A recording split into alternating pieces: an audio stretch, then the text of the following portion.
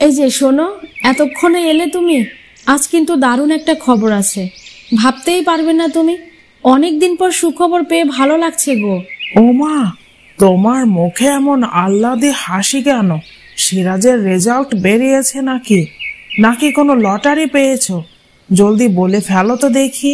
সিরাজের রেজাল্টও বের হয়নি, লটারিও পাইনি, তবে লটারির থেকেও কম কিছু নয়। শুনলে তো আনন্দে মাথা ঘুরে যাবে তোমার। ছোট ভাই আর তার বাচ্চা সহ আমাদের বাড়ি আসছে পরশু, থাকবে কয়েকদিন। ভাবতে পারছো কতদিন পর সবাই একসাথে হব আমরা? তোমার ছোট ভাই আর তার পরিবার সহ আমাদের বাড়িতে বেড়াতে আসছে?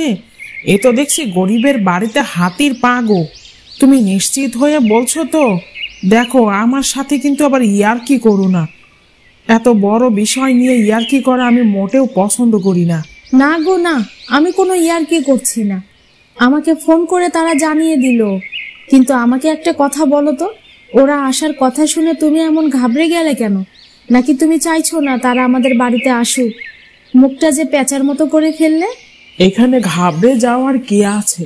মাসের একেবারে শেষ, টাকা টানাটানি এমন পর্যায়ে পৌঁছেছে যে সিগারেট পর্যন্ত বাকিতে কিনছি। 3 দিন অতিথি এসে থাকলে খরচাটা কোথায় থেকে জোগাড় করব শুনি? সেটা হিসেব করতেই মাথা ঝিঝি করছে। হ্যাঁ, মানে তুমি আজকের দিনে এসে এসব হিসেব করছো? বোনের বাড়িতে ভাই এলে কি দিনক্ষণ দেখে আসে নাকি? আত্মীয় স্বজনের যখন মনে পড়বে তখনই আসবে। আর চিন্তা করো না, আমি কিছু টাকা আগে থেকেই গুছিয়ে রেখেছিলাম। সংসারে তো প্রতিদিন সবটা খরচা হয় না, একটু একটু করে জমিয়েছিলাম। আমি আগেই ভেবেছিলাম তোমার মাসের শেষ হলে তো একটা না একটা বায়না থাকবেই। তুমি দাঁড়াও, আমি টাকাটা নিয়ে আসি। সময় করে বাজার করে এনে দিও। তোমার জমানো কত টাকাই বা হবে? এত লোকজনের খরচা পাতি ওই টাকায় কুলোবে না গো, সেটা তুমি ভালো করেই জানো। আর তোমার ছোট ভাই তো নিহাতি কোনো সাধারণ মানুষ নয়। তাদের সাথে আমাদের আকাশ পাতাল ফারাক। তার অবস্থান বুঝে আমাকে ব্যবস্থা করতে হবে। ছোট ভাই তো আমাদের নিজের মানুষ, ওকে নিয়ে এত শঙ্কা কেন তোমার? ভাই তার বোনের বাড়িতে আসবে, কোনো 5 স্টার রেস্টুরেন্টে তো নয়। আমাদের যেমন সামর্থ্য তেমনটাই করা হবে। তাদের যদি রাজকীয় খাবার খেতে ইচ্ছে হয় তাহলে তারা নিজেদের পয়সায় খরচা করে নিয়ে আসবে। সেটা তো তুমি এখন বলছো, ঠিকঠাক মতো বাজার না করে দিলে তুমি তখন উল্টাপাল্টা কথা শোনাবে। যাই হোক, আসবে যখন তখন আর কি করার আছে? কোথাও থেকে টানটুন দিয়ে 3 দিন চালিয়ে দিবক্ষণ। নিয়ে এসো দেখি ক টাকা জমিয়েছো।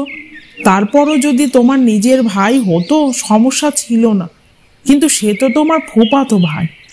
ভয়টা তো ওই জায়গাতেই, হাতের জায়গায় পকেট কাঁপতে শুরু করেছে। আমি কি করব বলো? আমি তো আর তাদেরকে নিজের থেকে আসতে বলিনি। ভাবি নাকি বলেছে আমাদের শহরটা একটু ঘুরে দেখবে। এখন ভাবিকে আমি বারণ করি কি করে বলো তো? এত বড় লোক মানুষকে কি আর বিবেকিনের মতো কাজ করবে, এটা কি তুমি ভাবতে পারো?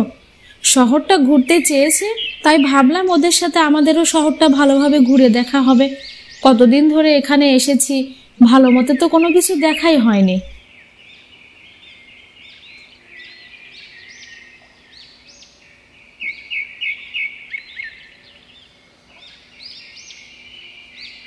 কি ব্যাপার, সারা বাড়িঘর দেখছি চকচক ঝকঝক করছে। মনে হচ্ছে বাড়িতে কোনো অনুষ্ঠান হবে। তাই এত পরিশ্রমের কারণ তো বললে না? তুমি মনে হয় ভুলে গেলে ছোট ভাই ভাবি আসবে আর আমি ঘর দরজা অপরিষ্কার রাখতে পারি? তোমার বড্ড ভুলো মন। ঘরে তো একটা খাট ছিলই, তারপরও আবার নতুন ক্যাম্প খাট বসানোর কি দরকার ছিল? ওই খাটে কি শোয়া যেত না? এখানেও তো একগাদা খরচা হয়ে গেল। শিপন অনেক বড় হয়েছে গো, ছোট ক্যাম্প খাটে ওর কষ্ট হবে। বড়লোক ঘরের বউ এখানে আসার পর যদি ভাবে শোবার ব্যবস্থা খারাপ, তখন লজ্জায় পড়ে যাব গো।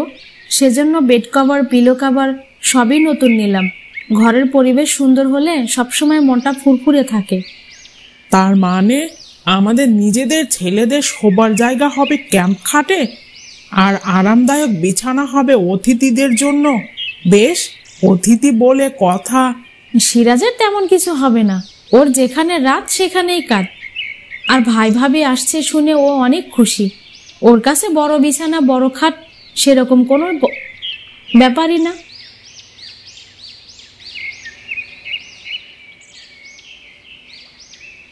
ভাবি, কতদিন পর তোমাকে দেখলাম বলো। সেই কবে দেখেছিলাম তোমাকে। শিপনও তো দেখছি অনেক বড় হয়ে গেছে। ভালোই হলো তোমরা এসেছো। বড় ফুপু সেই যে এসেছিল, তারপর থেকে তো আর এ মুখ হলো না। সোমা, যাই বলো না কেন, তোমাদের বাড়িতে ঢুকলেই যে শান্ত একটা গন্ধ পায়, সব জায়গায় কি এমন পাওয়া যায়? শহরের কোলাহল থেকে অনেকটা আরাম। হাত মুখটা ধুয়ে আসি, কলপাটটা দেখিয়ে দাও তো দেখি। কিন্তু বলো তো, আজ দুপুরে কি রান্না করেছো? না মানে একটু জানতে চেয়েছিলাম আর কি। যা রান্না করেছি তা তোমাদের ভালোই লাগবে ভাবি। ডাল আর ভাজা তো আছেই, আর ভাতের সাথে ইলিশ আর পাবদাও রেঁধেছি। ভাবলাম তোমরা তো মাছ অনেক ভালোবাসো। আমাদের গ্রামের সামনের নদীটা থেকে টাটকা ইলিশ মাছ কিনে এনেছে। শহরে তো বরফ দেওয়া ছাড়া ইলিশ মাছ পাওয়াই যায় না। আর দেখো, আমাদের এখানে তাজা তাজা ইলিশ পাওয়া যায়। ইলিশ পাবদা, তাজা ইলিশ মন্দ নয় তো, কিন্তু একটা সমস্যা আছে যে সোমা, আমার শিপনটা কিন্তু একদমই মাছ খেতে পারে না। মাছ খেতে তার ছোটবেলা থেকেই না। মাছ দেখলেই মুখ ঘুরিয়ে ফেলে।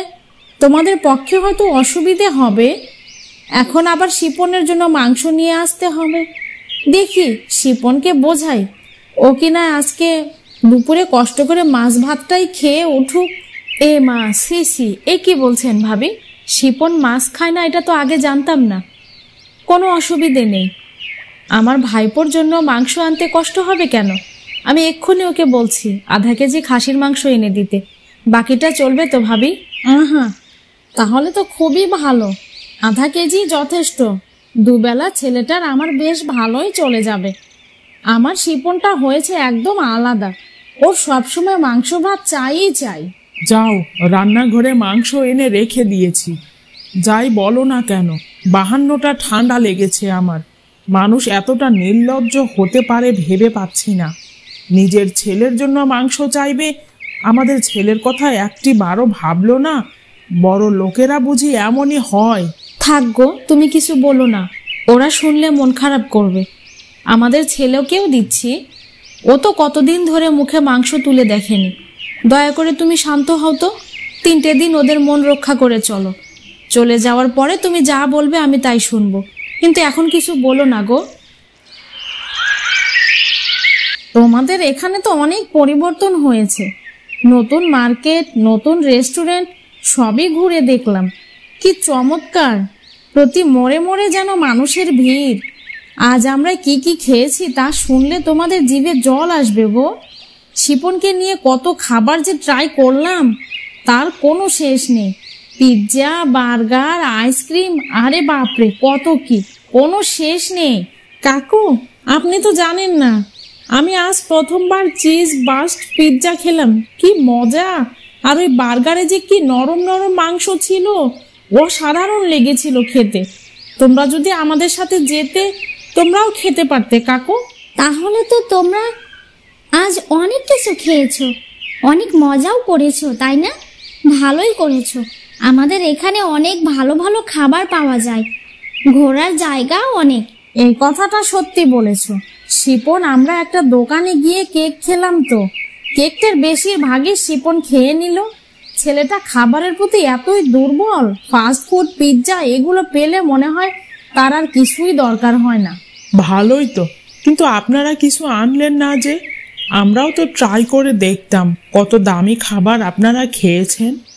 আনতে পারিনি গো। এত শপিং, এত ভিড়, অত কিছু কি মনে থাকে বলো? বুঝতে পারছি সিরাজ আমাদের ফেরার অপেক্ষা করছিল, কিন্তু ও তো তোমাদেরই ছেলে। যখন মন চায় তখন খেতে পারবে। আজ না হয় নাই খেলো, পরে এক সময় ঘুরিয়ে নিয়ে এসে তাকে খাইয়ে দিও।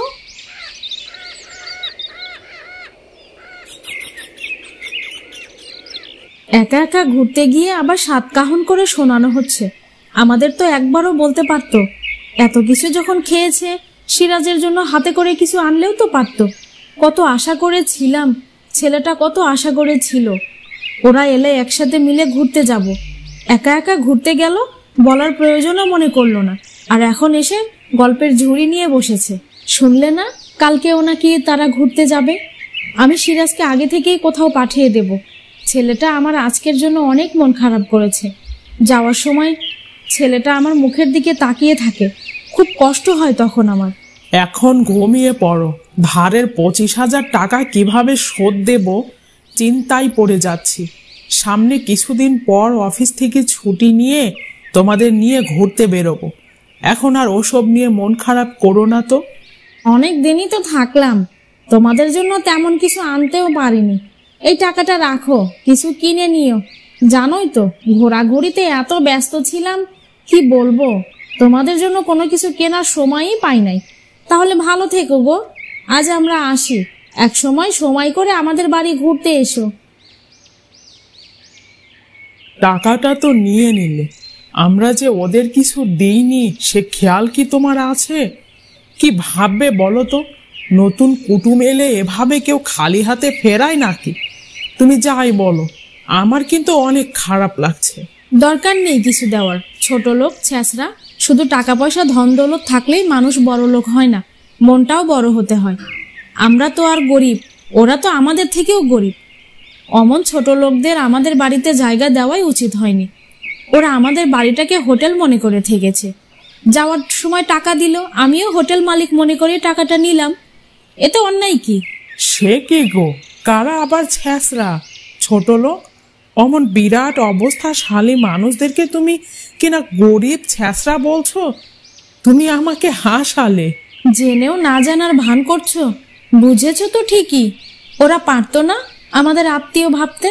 আসলে আমরা মধ্যবিত্ত মানুষগুলোই ভালো, আত্মীয় স্বজনের ভালো মন্দ সব বোঝার চেষ্টা করি। আমার বয়েই গেছে ওদের মতো গরিবদের বাড়িতে বেড়াতে যেতে। আমার 25,000 টাকা ঋণের বোঝা ভাবতে যেন বুকটা চিনচিন করছে। যা হবার তা হয়েছে, এখন এসব নিয়ে আক্ষেপ করার আর কিছুই নেই।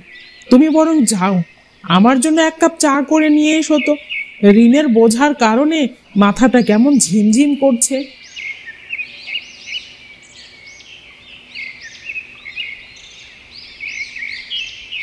দিদি, তুই এই বাড়ি থেকে চলে যা। তোর মুখ দেখতেও ঘেন্না লাগছে আমার। শুধু তোর কারণেই আমার জীবনটা ছারখার হয়ে গেছে। কেন আমার জীবনটা নষ্ট করলি? কোনো মানুষ কি তার আপন বোনের ক্ষতি এভাবে করতে পারে? আগে জানা ছিল না। তোর কোন কালের শত্রু আমি বলতে পারিস? তুই তো করছি খোকি, এখন সব দোষ আমার দেওয়া হচ্ছে। তোর তো কোনো বুদ্ধি নেই। একজন বলল আর তার কথায় ঢ্যাং ঢ্যাং করতে করতে নিজের ক্ষতি করে বসলি। তোকে কি আমি পায়ে ধরেছিলাম? নিজের সংসার নিজে ধরে রাখতে পারে না, এসেছে অন্যকে দোষ দিতে। তোর ঝামেলা তুই শেষ কর, আমাকে দোষ দিবি না। তুই কত বড় স্বার্থপর দিদি। তোর প্রলোভনে পড়ে আমি আমার সব কিছু হারাতে বসেছি। আর একটা দিনও তোর সঙ্গে আমি থাকবো না। বিমলদা অফিস থেকে ফিরে এলে তারপর তোরা চলে যাবি। তোর কারণে বিমলদা তার বাপ মায়ের ভিটে ছাড়া। নেহাতে লোকটা অনেক ভালো মনের, নইলে তোর মতো বিচুটি পাতাকে কবে সোজা করে ছাড়তেন। আমি এখন বুঝতে পেরেছি তো, আমার ভরপুর সংসার দেখে তোর অনেক লোভ হয়েছিল। হিংসায় লোভে জ্বলে পুড়ে মরছিলি, তাই তো এমন করলি। চলে যাব মানে? এই বাড়িটা কি তোর একার নাকি? এই বাড়িটা আমারও। যেতে হলে তুই একাই যা, আমি এ বাড়ি ছাড়ছি না। বিমলের ধন সম্পদের কম আছে নাকি যে তোর সংসারে আমার নজর দিতে হবে? বাড়িতে বড় বোন থাকলে ছোট বোনের ভালোর জন্য অনেক কথাই বলে। সব কথা ধরতে আছে নাকি? নিজে বুদ্ধি করে চললেই তো অন্যের কথা শোনার দরকার হতো না। তুই এটা বলছিস না কেন? শিমুলের বাড়িটার দিকে তোর নজর গিয়েছিল। তোর নিজের নামে বাড়িটা করতে না পেরে ও বাড়ি থেকে এক লাফে এ বাড়িতে চলে এলি। এখন আবার এ বাড়িটা একাই দখল করতে এসেছিস। এ বাড়ি তোদের কারো নয়, এ বাড়ি আমার। আমি যাকে চাইবো সে এ বাড়িতে থাকবে। বিমল এলে তোর জিনিসপত্র গুছিয়ে এ বাড়ি থেকে বিদেয় হবি। হিমু, আমি তোকে আগেই বলেছিলাম না পিয়ার কথা শুনিস না। ও কখনো শোধরাবার নয়। ও নিজের অন্যায়কে কখনো অন্যায় বলে মনেই করে না। দেখছিস না, এত বড় অন্যায় করার পরও তার মধ্যে কোনো আফসোস নেই। নিজের শাশুড়িকে জাহান্নামে যন্ত্রণা দিয়ে এসেছে নিজের ছোট বোনের ঘাড় মটকাতে, তাতেও ও কোনো অনুতাপ নেই। আর একটি দিনও এ বাড়িতে নয়। ওরে বাবা, এখন দেখছি মা মেয়ে এক হয়েছে। সব দোষ এখন আমার। তোমার মেয়ে তো তার শ্বশুর বাড়িটা নিজের নামে করতে চেয়েছিল, তোমার মেয়ে তো বলেছিল ও শাশুড়িকে একদম সহ্য করতে পারে না। সব কথা কি ভুলে গেলি? হ্যাঁ, আমি রাগ করে বলেছিলাম। মানুষ রাগের মাথায় অনেক কিছুই বলে, কিন্তু তুই আমার রাগকে কি করলি? আগুন বানিয়ে দিয়েছিস। তুই ইচ্ছে করে আমাকে উস্কে দিয়েছিস। তোর নিজের সংসারে কুলিয়ে উঠতে পারিসনি তো, তাই তুই চাস আমার সংসারটা যেন ভেঙে যায়। আমায় কথা শুনিয়ে যদি তোর মন হালকা হয় তবে শোনা, কিন্তু শিমুল তোকে কখনোই ভালোবাসেনি। ভালোবাসলে এত সহজে ছেড়ে দিত না। শিমুল আমাকে ভালোবাসতো, কিন্তু আমি তার ভালোবাসার ওপর নিজেই আগুন ধরিয়েছি। তুই দিয়েছিস দেশলাই। আমি ফিরে গিয়েছিলাম মা, মাথা নত করে ওর কাছে সংসারটা ভিক্ষা চেয়েছিলাম, কিন্তু আমাকে সে গ্রহণ করলো না। এই সব কিছু হয়েছে দিদির জন্য। তোকে মা চলে যেতে বলেছে, চলে যা।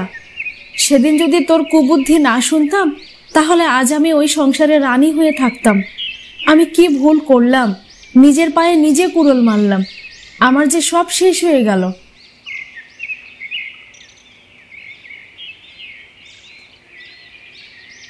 এই মেয়েটার মিষ্টি মুখখানা দেখলে কে বলবে মেয়েটার ভেতরটা এত কালো? বিয়ের পর থেকেই তো দেখছি ওর জেদ আর একগুঁয়েমি দিন দিন বেড়েই চলছে। ভেবেছিলাম অল্প বয়স, মানিয়ে নিতে পারছে না, সময়ের সাথে সব ঠিক হয়ে যাবেক্ষণ, কিন্তু এখন দেখছি মেয়েটা এবারই নিজের নামে করতে চাইছে। বিয়েটা করার আগে একটু খোঁজ খবর নেওয়া দরকার ছিল। মা বাবা জানলে অনেক কষ্ট পাবে, কিছুতেই জানানো যাবে না। কোথাও যাচ্ছ নাকি? কি হলো, কথা বলছো না কেন? এ তো মহা মুশকিল হলো, কথা বলছো না কেন? কোথায় যাচ্ছ শুনি? এই শিমুল, তোরা নিচে আয়, চা হয়ে গেছে। কথা বলতে কষ্ট হচ্ছে নাকি শিমুল? কি রে হিমু, কোথাও যাচ্ছিস নাকি মা? কই, আমাকে তো আগে থেকে কিছু বলিসনি। মায়ের কাছে যাচ্ছিস নাকি? কি রে শিমুল, তুইও যাবি?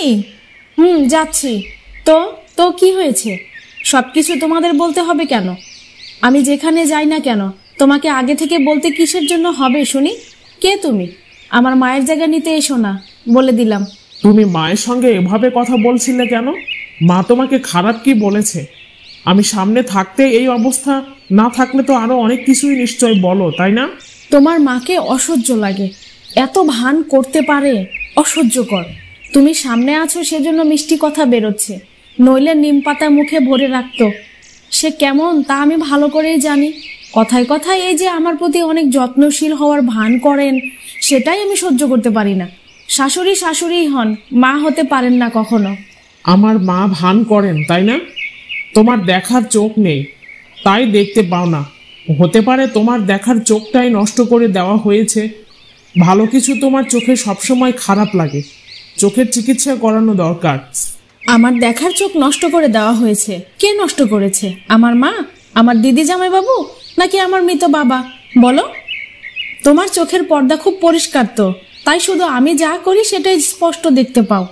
অন্য কিছু দেখতে হলে নতুন লেন্স লাগাতে হবে, তাই না? এসব কিছুই আমি বলছি না, শুধু একটাই কথা বলতে চাই। এই মুহূর্তে ও বাড়িতে যেও না, আমি বিকেলে নিয়ে যাব তোমায়। একটু অপেক্ষা করো, বাড়ির কাউকে বোঝানোর দরকার নেই। আমাদের মাঝে ঝামেলা চলছে, এটা কাউকে বুঝাতে দিও না। মায়ের সাথে যা ব্যবহার করেছো তাতে এখন বেরোনোর দরকার নেই। আমি এক্ষুনি যাব। ততদিন ফিরবো না যতদিন এই বাড়িটা আমার নামে লেখা না হচ্ছে। হয় বাড়িটা আমার নামে হবে, না হয় ডিভোর্স। তোমার মতো মানুষের জীবনে খুশি নামক বস্তুটা না আসাই ভালো। চললাম আমি, দুটোর মাঝে একটা বেছে নিও। দেখলি তুই বলেছিলি তোর বর অনেক ভালো মানুষ, অনেক ভালোবাসে তোকে। এই কি ভালোবাসার নমুনা? তুই একা মেয়েটা বাড়ি থেকে বেরিয়ে এলি, তোর পিছু পিছু সে না এসে বাড়িতেই থেকে গেল। আর তোর জামাইবাবু দেখ, আমার পিছু পিছু এখনো এই বাড়িতেই থেকে গেল। ও সত্যিই ভালোবাসে আমায় দিদি। আমার মনে হয় কি জানিস, শিমুল হয়তো আমার উপর রাগ করেছে, তাই কিছু বলছে না। তুমি জানো না, ও আমার জন্য অনেক পাগল। তুমি দেখে নিও, ও ঠিক সময়ে চলে আসবে। ধুর ধুর, ভালোবাসলে কি কেউ কখনো তার বউকে এতদিন ফেলে রাখে এখানে? তোর কি মনে হয় জানি না, আমার মনে হয় তোর শাশুড়ি যত নষ্টের গোড়া। মুখে মিষ্টি মিষ্টি কথা বলে, ভালো মানুষই দেখিয়ে দেখিয়ে তলে তলে সবকিছু নিজের হাতের মুঠোয় রাখতে চায় বুড়ি। ছেলের কাছে ভালো মানুষ সাজে, বুঝলি? সেটাই তো দিদি, আমি অনেক চেষ্টা করেছি মহিলাকে টাইট দিতে, কিন্তু শিমুলের জন্য কিছুই করতে পারি না। মাকে আগলে রাখেও, মনে হয় কোনো কুকুর কামড়ে দেবে সেই ভয় পায় সব সময়। তোর বিমল দাও খুব মা ভক্তি ছিল, কানে এমন মন্ত্র পড়েছি 2-1 দিনে মা ভক্তি উবে গেছে। দেখ ওই বুড়ির চোখের সামনে দিয়ে ছেলেকে বের করে এনেছি, কিছুই করতে পারেনি বুড়ি।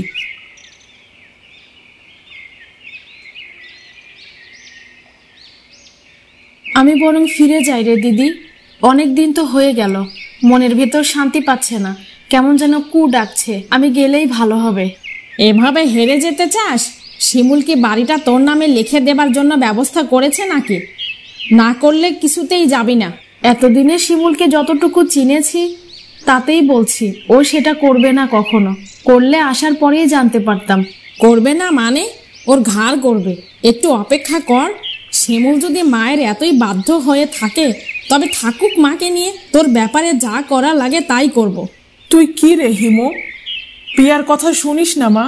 তোর দিদিকে তুই চিনিস না?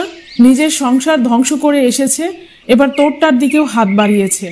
ওর কথা কানে নিস না মা, ওর কথা কানে নিলে ধ্বংস অনিবার্য। মা, তুমি যা বোঝো না তা নিয়ে কথা বলো না তো। ওদের জব্দ করার একমাত্র পথ হলো পুলিশ কেস। পারবি করতে? একটা কেস ঠুকে দিলে দেখবি সব ঠান্ডা। কি বলবো পুলিশকে? ওরা তো কিছুই করেনি। মিথ্যা অভিযোগ দিয়ে ওদের হয়রানি করতে চাই না আমি। এসব চিন্তা মাথা থেকে ঝেড়ে ফেল দিদি, আমার চলে যাওয়া উচিত। তোর মাথায় দেখছি গোবর পোড়া।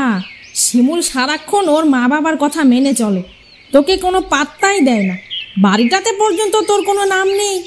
কোন দিন গলা ধাক্কা দিয়ে বের করে দেবে তখন কোথায় গিয়ে দাঁড়াবি শুনি? আজকাল মেয়েদের সাথে কত অত্যাচার হচ্ছে জানিস? এত ভালো মানুষই দেখাতে গেলে জীবনে সব হারাবি। আমার কথা মেনে নিয়ে চল, পুলিশ কেস করে আসি। কি করতে হবে তাই বল দিদিরে, ওদের আবার বেশি সমস্যা হবে না তো? আমি চাই না ওদের কোনো সমস্যা হোক। এখন তো আরো সুযোগ। দে 999-এ ফোন টুকে, দেখবি বাপ বাপ করে তোর পায়ে এসে পড়বে। এত ভয় পাস না তো, ওদের বুঝিয়ে দে মেয়েরা এতটাও দুর্বল হয় না।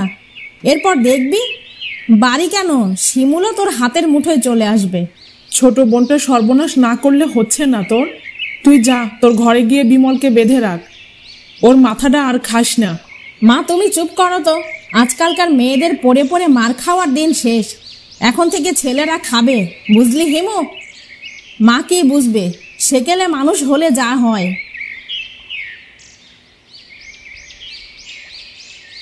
মেয়েটার কি জেদ রে বাবা, বাড়িটা ওকে লিখে দিতেই হবে। থাক না, আসে আসুক, না আসে না আসুক, আমিও আনতে যাব না। ইচ্ছে হলে নিজে থেকেই আসবে। নিয়ে আয় না বাবা মেয়েটাকে। অনেক দিন তো হলো, বাড়ির বউরা বাড়ি ছেড়ে এতদিন বাপের বাড়ি থাকলে চলে? যা নিয়ে আয় আজকে। থাকতে দাও না কিছুদিন, কেন এমন করছো? মন চাইলে আসবে, না চাইলে না আসবে। আপনারা কি ব্যাপার, এখানে কেন এসেছেন? আপনাদের কি কোনো কাজ আছে এখানে? হ্যাঁ বলুন, কি ব্যাপার? আমরা থানা থেকে এসেছি। আপনার স্ত্রী হিমু আপনাদের নামে ডোমেস্টিক ভায়োলেন্সের অভিযোগ করেছে। আপনাদেরকে আমাদের সাথে থানায় যেতে হবে।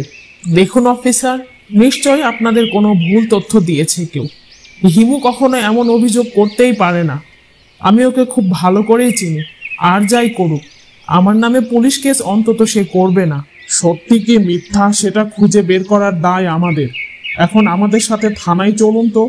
এ যেন তেন অভিযোগ নয়, সত্য হলে মুশকিল আছে। দেখুন মিস্টার, আপনার স্ত্রী গুরুতর অভিযোগ এনেছে। বলেছেন শ্বশুর বাড়িতে প্রতিনিয়ত মানসিক এবং শারীরিক নির্যাতনের শিকার হতেন। আপনি আপনার মা বাবা মিলে তার জীবনটা অতিষ্ঠ করে তুলেছিলেন। কদিন আগে ওকে বাড়ি থেকে বের করেও দেন আপনারা। সেই থেকেই উনি বাপের বাড়িতেই রয়ে গেছেন। আপনারা নাকি একবারও খোঁজ করেননি। এত বড় মিথ্যা অভিযোগ করতে পারলো হিমু? কেন করলো এমন? এগুলো সব মিথ্যা অভিযোগ স্যার, এগুলোর কোনো সত্যতা নেই। সত্যি কি মিথ্যা সব জানা যাবে। তদন্তে আপনারা দোষী হলে মামলাটা কোর্টে উঠাবো, বিচারও হবে।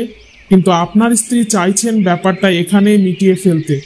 ওকে সামনাসামনি সসম্মানে বাড়ি ফিরিয়ে আনুন। লিখিতভাবে নিশ্চিত করুন আপনারা ওর ওপর আর কোনো অত্যাচার করবেন না। আপনার যা ইচ্ছা করুন, কিন্তু ওই মেয়েটাকে আমি আর এই বাড়ি ফিরিয়ে আনবো না, কিছুতেই না। আমার ভালো মানুষ মা বাবাকে মিথ্যা অভিযোগ দিয়ে বাড়িতে পুলিশ পাঠিয়েছে যে মেয়ে, সে কখনো আমার স্ত্রী নয়। আরেকবার ভেবে দেখুন মিস্টার চৌধুরী, আপনারা যান, আমি মামলাটা কোর্টে তুলব। বললাম তো, ওই মেয়েকে আমি আর আমার বাড়িতে তুলব না, এতে যা হবার হোক, এটাই আমার শেষ কথা। ওই মেয়ের জন্য আমার মান সম্মান সব ধূলিসাৎ হয়ে গিয়েছে। আরে এত ভয় পাচ্ছিস কেন? শিমুল ফাঁকা আওয়াজ দিচ্ছে, বুঝছিস না? মামলাটা কোর্টে উঠতে দে, দেখবি বাঘ কেমন বিড়াল হয়ে যায়। কি এত ভাবছিস? এত কিছু ভাবিস না। তুই জানিস নর্দমার কীটের থেকেও তুই অধম। তুই শুনলি না শিমুল আমাকে ফিরিয়ে নেবে না? আমি তোর কথা শুনে কি ভুল করলাম। আমি এক্ষুনি থানায় গিয়ে কেসটা তুলে নেব। ওদের হাতে পায়ে ধরে মাপ চেয়ে সংসারটা টিকিয়ে রাখার চেষ্টা করব। মা ঠিকই বলেছিল, তুই একটা বিষধর সাপ ছাড়া আর কিছুই নস।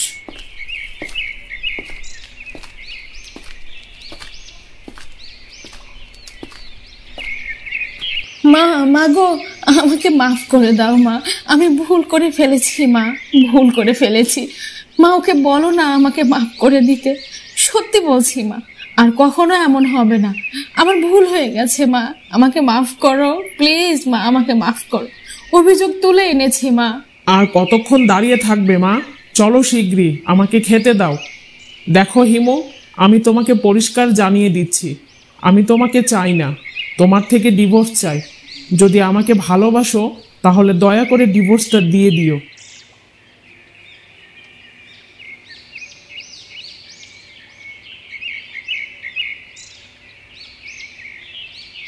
মা, আমি জানতে পারলাম শিমুল না বিয়ে করেছে। যন্ত্রণায় বুকটা ফেটে যাচ্ছে। প্রিয় মানুষটা হঠাৎ অপ্রিয় হয়ে গেলে তাকে কখনোই ভালোবাসা যায় না যে। শিমুলও তাই করেছে মনে হয়। আমি তো ওকে কম কষ্ট দিইনি। কি আর বলবো রে মা, অনেক কষ্ট দিয়েছিস ছেলেটাকে, এবার ওকে একটু শান্তিতে থাকতে দে।